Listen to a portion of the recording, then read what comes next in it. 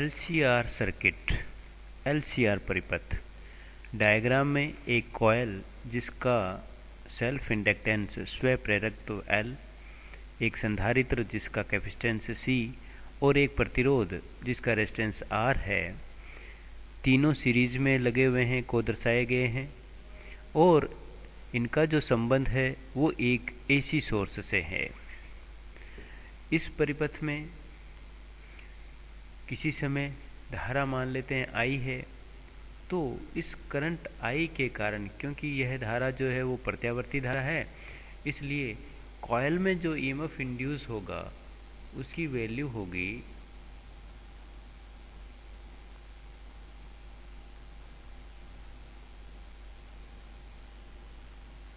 -L di/dt।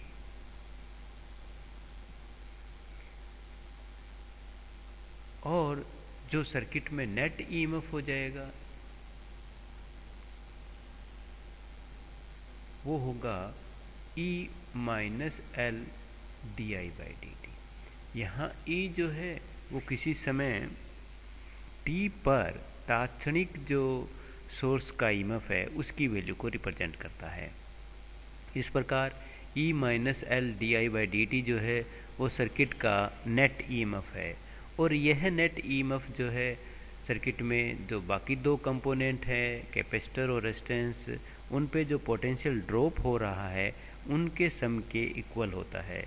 इस प्रकार हम किरचॉफ के लॉ के अनुसार कह सकते हैं कि जो नेट EMF है E - L di/dt वह कैपेसिटर और जो रेजिस्टेंस है उन पे पोटेंशियल ड्रॉप के इक्वल होता है। जो VR है वो रेजिस्टेंस पे पोटेंशियल ड्रॉप है, उसकी वैल्यू I × R के इक्वल होगी।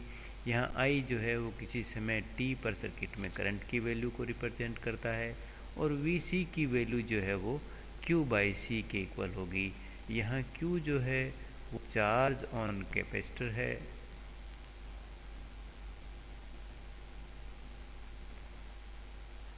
Eight time t।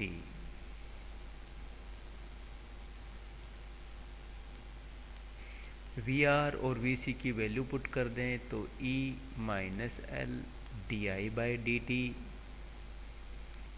Equal to Q/C plus IR मिलता है। इसे रीअरेंज कर दें तो L di/dt plus IR plus Q/C equal to E मिलता है।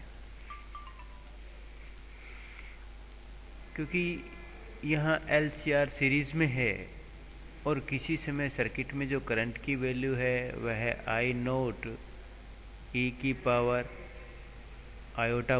है, जहाँ I0 जो है वह करंट का एम्पलीट्यूड है या करंट की मैक्सिमम वैल्यू है और ओमेगा जो है वो फ्रीक्वेंसी है।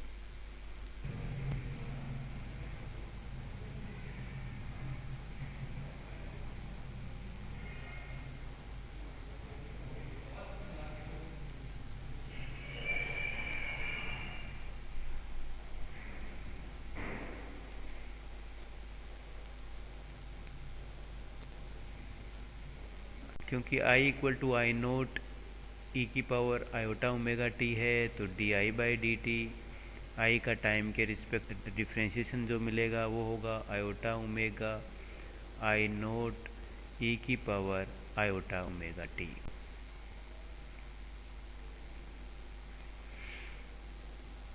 इसे I⁻I के द्वारा भी रिप्रेजेंट किया जा सकता है क्योंकि I0 e⁻∗ωt जो है वो I के इक्वल है।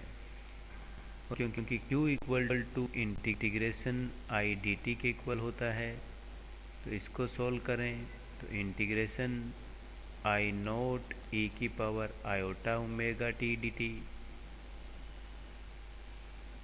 सोल्व करने पर I0 e⁻∗ωt divide by I⁻ और इसे I divided by iota omega के द्वारा भी लिखा जा सकता है। di/dt और q की वैल्यू इक्वेशन नंबर 1 में पुट कर दें तो L into iota omega i plus I R plus I upon iota omega equal to E मिलता है। और आई कॉमन लें तो R plus iota omega L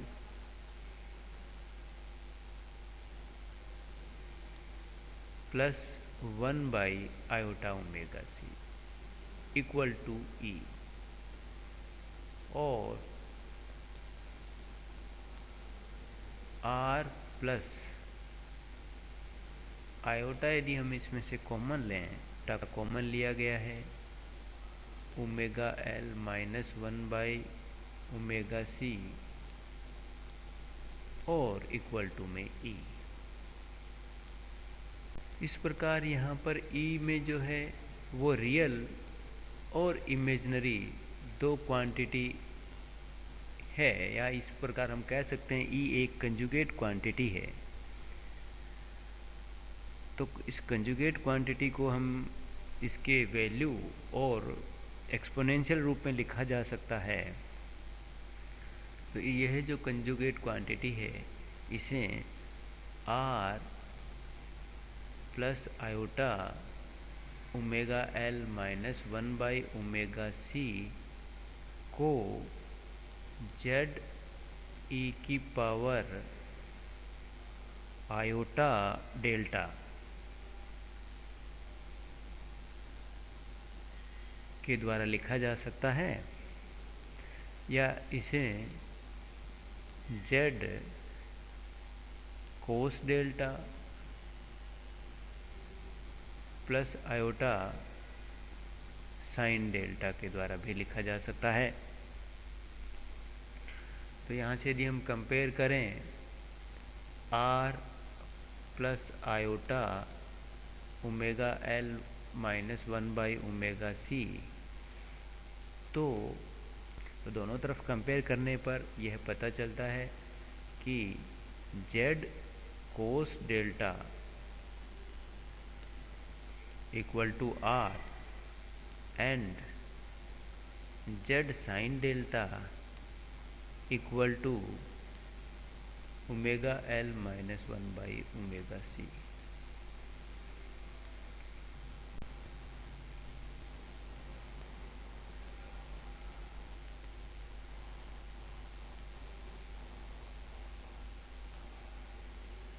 इन दोनों इक्वेशन को स्क्वायर कर ऐड कर दें तो लेफ्ट साइड में बनेगा जेड स्क्वायर और राइट साइड में हो जाएगा R square plus omega L minus 1 omega C का होल स्क्वायर। इस प्रकार जेड इक्वल टू मिलता है R square plus omega L minus 1 omega C का होल स्क्वायर का under root.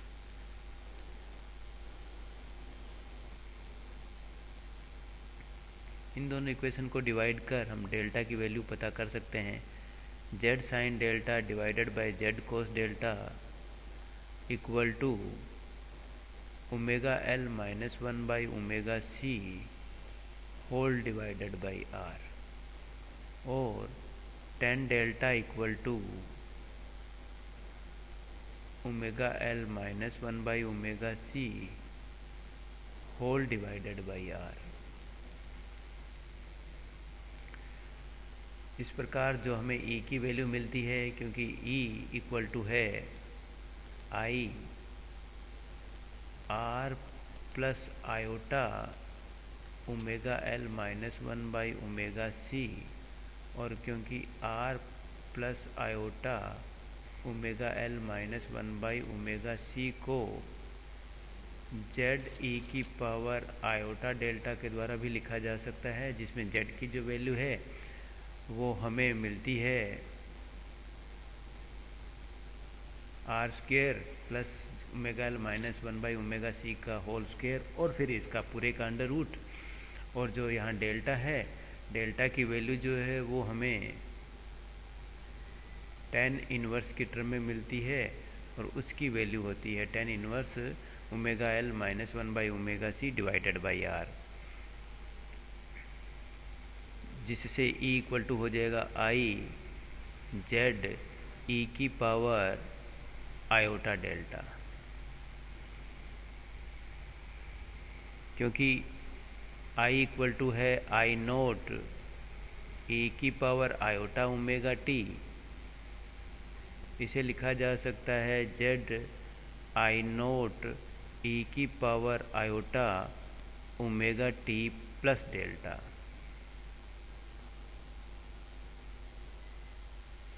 Z into I naught को मैक्सिमम वैल्यू ई नोट के द्वारा भी रिप्रेजेंट किया जा सकता है। इस प्रकार E equal to E naught E की power iota omega T plus delta मिलता है। इस प्रकार एक LCR जो आपस में सीरीज में लगे हुए हैं, वह इन्हें एक ऐसी सोर्स से जोड़ा गया है, तो इसमें जो इंस्टेंटेनियस EMF है उसकी वैल्यू ई नोट ई की power iota omega T plus delta होती है। वह जो इस सर्किट की इम्पीडेंस है जेड, वह इम्पीडेंस जो है वो R square plus omega L minus 1/ओमेगा c का होल स्क्वेयर और फिर उस पूरी क्वांटिटी के अंडर रूट के इक्वल होता है। और इसमें जो फेज डिफरेंस होता है EMF और करंट के फेज के अंदर, वह tan inverse omega L minus 1/ओमेगा c whole divided by r के इक्वल होता है।